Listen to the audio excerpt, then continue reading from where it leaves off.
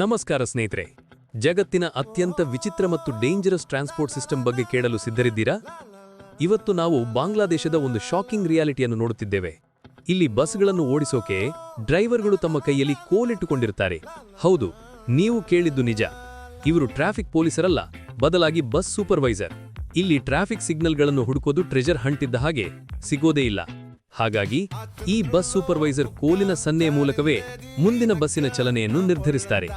ಇಲ್ಲಿ ಗಾಡಿಗಳು ಡಿಕ್ಕಿ ಹೊಡೆಯುವುದು ಅಪಘಾತವಲ್ಲ, ಬದಲಿಗೆ ಸಾಮಾನ್ಯ ಘಟನೆ. ಒಂದು ಬಸ್ ಇನ್ನೊಂದಕ್ಕೆ ಡಿಕ್ಕಿ ಹೊಡೆದರೂ ಯಾರೂ ತಲೆಕೆಡಿಸಿಕೊಳ್ಳುವುದಿಲ್ಲ. ಇವತ್ತು ಗಾಡಿ ಬ್ರೇಕ್ ಇನ್ ಪೀರಿಯಡ್ ಮುಗಿಸಿದೆ ಅಂತಾರೆ. ಅಷ್ಟೇ ಅಲ್ಲ, ಇಲ್ಲಿ ಸೇಫ್ಟಿ ಡಿಸ್ಟೆನ್ಸ್ ಕಾನ್ಸೆಪ್ಟ್ಗೆ ಜಾಗವಿಲ್ಲ. ಬಸ್ ನಿಂತಿದ್ರೆ ಹಿಂದಿನ ಬಸ್ ಅದನ್ನು ಪುಷ್ ಮಾಡಿ ಮುಂದಕ್ಕೆ ನೂಕುತ್ತೆ. ಬಾಗಿಲು ಯಾವಾಗಲೂ ಓಪನ್ ಇರುತ್ತವೆ. ಓಡ್ತಾ ಇರೋ ಬಸ್ಸಿಗೆ ಹತ್ತುವುದು ಇಳಿಯೋದು ಸಖತ್ ಕಾಮನ್. ಸಣ್ಣ ತಪ್ಪು ಆದ್ರೂ ಪ್ರಾಣಕ್ಕೆ ಆಪತ್ತು ಗ್ಯಾರಂಟಿ.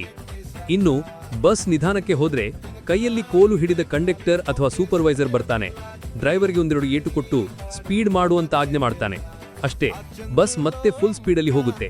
ನಿಜಕ್ಕೂ ಬಾಂಗ್ಲಾದೇಶದ ಈ ಸಿಸ್ಟಮ್ ಜಗತ್ತಿನಲ್ಲೇ ಅತ್ಯಂತ ಭಯಾನಕ, ಆದ್ರೆ ವಿಶಿಷ್ಟ. ಏನ್ ಹೇಳ್ತೀರಾ? ಇದೊಂದು ಕ್ರೇಜಿ ಸಿಸ್ಟಮ್ ಅಲ್ವಾ? ನಿಮ್ಮ ಅಭಿಪ್ರಾಯವನ್ನು ಕಾಮೆಂಟ್ಸ್ನಲ್ಲಿ ತಿಳಿಸಿ. ಈ ವಿಡಿಯೋ ಇಷ್ಟವಾಗಿದ್ದರೆ ಲೈಕ್ ಮಾಡಿ ಮತ್ತು ನಮ್ಮ ಚಾನೆಲ್ಗೆ ಸಬ್ಸ್ಕ್ರೈಬ್ ಮಾಡಿ.